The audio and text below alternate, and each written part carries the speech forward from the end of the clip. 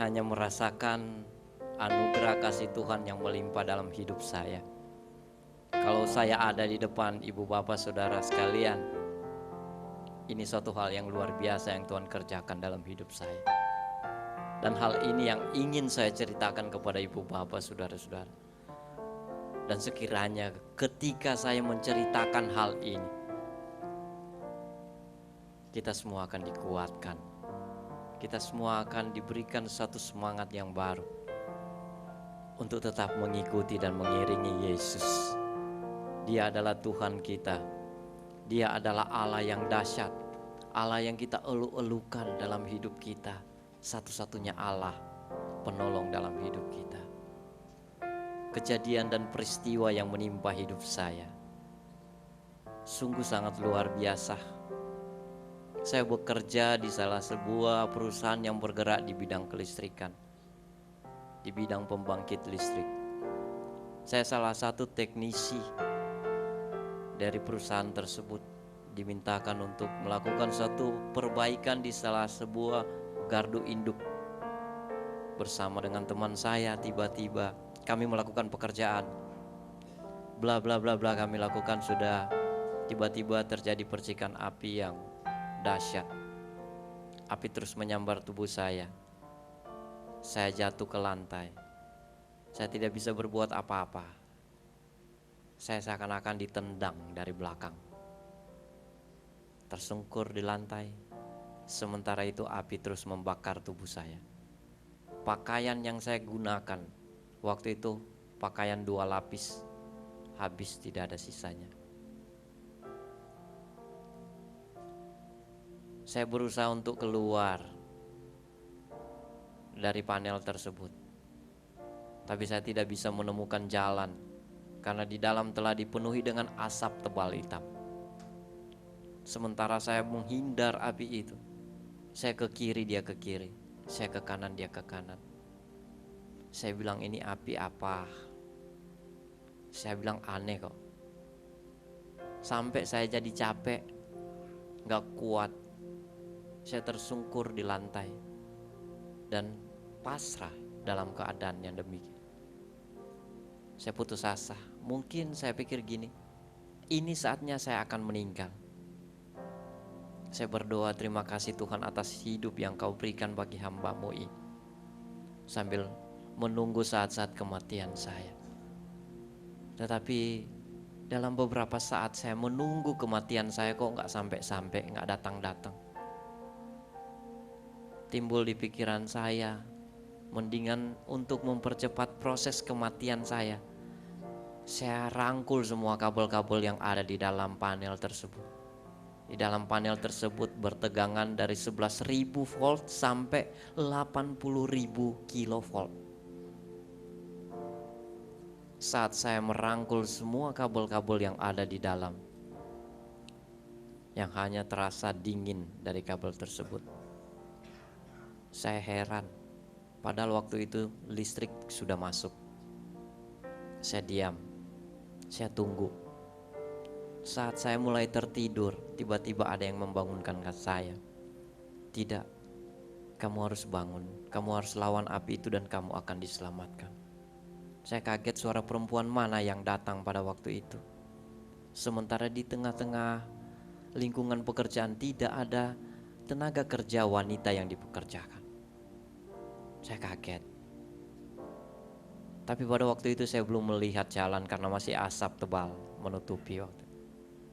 Saya berusaha diam, tapi saya merasakan perihnya yang luar biasa. Api terus membakar tubuh saya.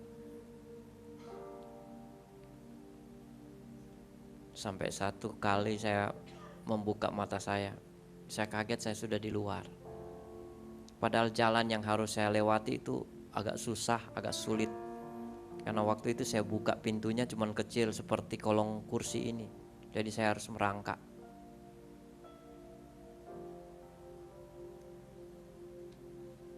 Beberapa lama kemudian teman-teman saya datang menghampiri saya. Mereka belum langsung mendekati saya. Dari jauh mereka berteriak. Dengan sebatang kayu mereka mencongkel tubuh saya. Mereka takut. melihat keadaan saya. Jangan-jangan saya masih terkoneksi dengan aliran listrik. Setelah saya bersuara, saya berkata, tidak, saya sudah aman. Baru mereka datang. Mereka menggotong saya. Tapi saat mereka menggotong saya, kulit-kulit yang ada, daging sudah mulai terkelupas semua. Mereka semua berteriak, nangis melihat keadaan saya. Mereka memanggil nama saya. Bawalah saya ke rumah sakit. Rumah sakit pertama sudah tidak bisa memberikan pertolongan apa-apa. Maka dibawalah ke rumah sakit yang kedua. Rumah sakit yang kedua pun baru aja di depan pintu gawat darurat, si dokter sudah mengatakan, Bapak sudah meninggal, mendingan kalian pulang, beres-beres rumah untuk persiapan upacara pemakaman Bapak yang kekasih. Ibu Bapak, namun terjadi dialog antar teman-teman bersama dengan dokter itu. Mereka katakan, tidak dokter, dia harus rawat rumah sakit ini karena dia masih hidup. Dokter bilang, tidak, Bapak ini sudah meninggal. Percuma. Ya alasan dokter, karena semua peralatan yang dipasang pada waktu itu, mulai dari oksigen, infus, bahkan alat-alat yang untuk mendeteksi nadi, jantung, udah tidak berfungsi sama sekali. Tapi keyakinan teman-teman saya bilang, enggak, dia masih hidup. Tapi oleh karena desakan dari teman-teman, dokter bilang, oke, silakan cari tempat sendirilah. Maka didapatilah sebuah ruangan tersendiri buat saya. Hari pertama saya di rumah sakit, tetap aja masih ada perkataan dokter yang mengatakan, sudah tidak ada harapan, Bapak sudah tidak ada. Hari kedua, hal yang sama keluar. Hari yang ketiga, tetap juga dikatakan yang demikian. Tapi pada hari ketiga, saya ingat cerita Tuhan Yesus. Bagaimana dia hari ketiga. Hari ketiga dia bangkit. Dan tepat jam 12 malam, yang sebelumnya saya mengalami satu situasi yang aneh. Saya sedang berjalan-jalan di sebuah taman. Waktu itu sudah hampir gelap. Tubuh saya, baju yang saya kenakan memang compang-camping, kotor. Dengan kepala yang tertunduk, saya jalan tanpa arah. Saya tidak tahu mau kemana waktu itu. Tapi saya bertemu dengan seorang yang bertubuh besar, mengenakan jubah yang luar biasa. Dia datang menghampiri saya. Dia hanya memperhatikan saya. Dan di tangan kanannya itu dia memegang baskom yang berisikan air. Ketika saya berada di depan dia, saya jatuh tersungkur. Dan air itu diberikan, ditumpahkan dari kepala saya. Dan saya merasakan satu suasana yang luar biasa. Kedamaian yang tidak pernah saya rasakan di dunia ini. Saya bilang, saya mau tinggal di tempat sini. Namun dalam bahasa tubuhnya dia cuma, kamu harus balik. Tepat jam 12 malam, saya memberikan reaksi tanda-tanda kehidupan lewat tubuh jasmani saya. Saya batuk, dan batuk itu sangat luar biasa, keras. Sehingga malam itu, di keheningan malam itu, semuanya berubah jadi ramai. Orang tiba-tiba datang, pikir mereka bahwa teriakan itu adalah teriakan dari keluarga saya. Yang mereka katakan, kami kira dia sudah meninggal. Tapi waktu itu Ibu saya berteriak, dia hidup, dia hidup.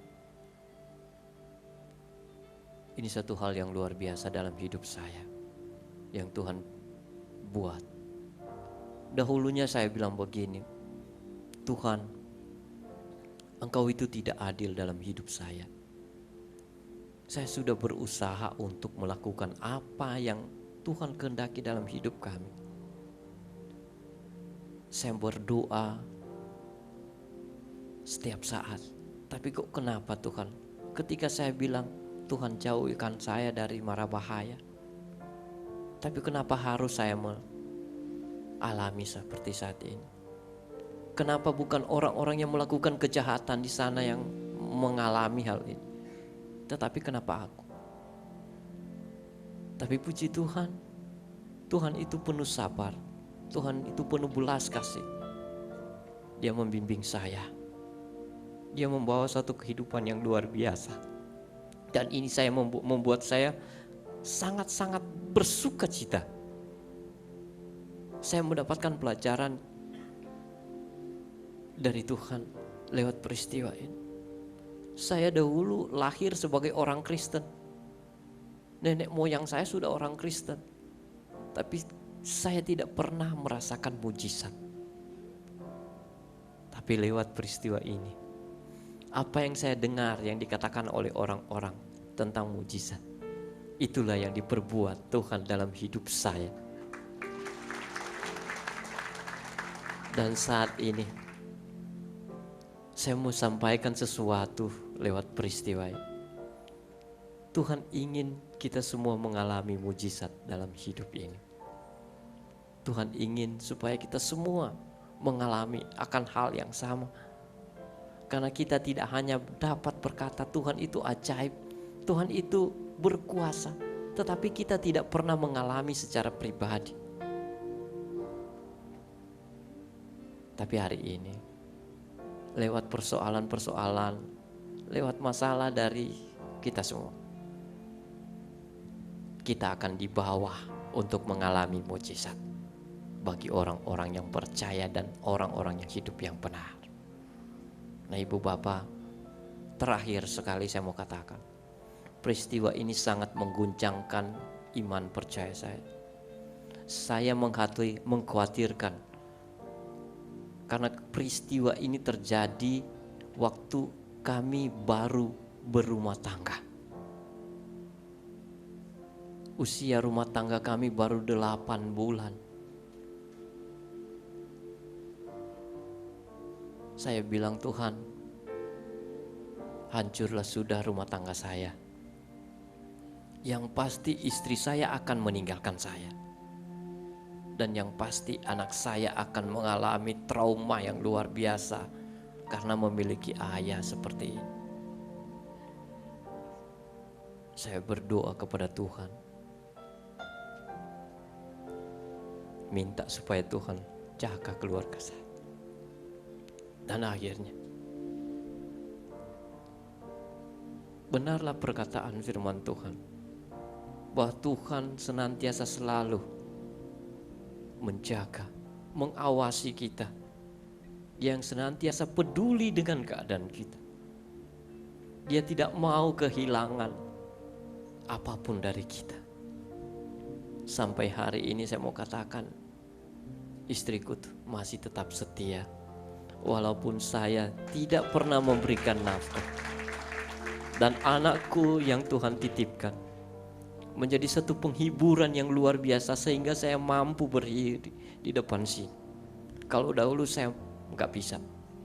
Tapi oleh karena kedua orang yang menopang hidup saya, mereka tidak menolak dengan keadaan saya. Dan itulah satu keberuntungan hidup saya karena percaya kepada Tuhan Yesus. Saya mau ajak kepada kita semua, mujizat masih ada dalam hidup kita. Tuhan sanggup untuk melakukan segala perkara dalam hidup kita. Percaya. Kiki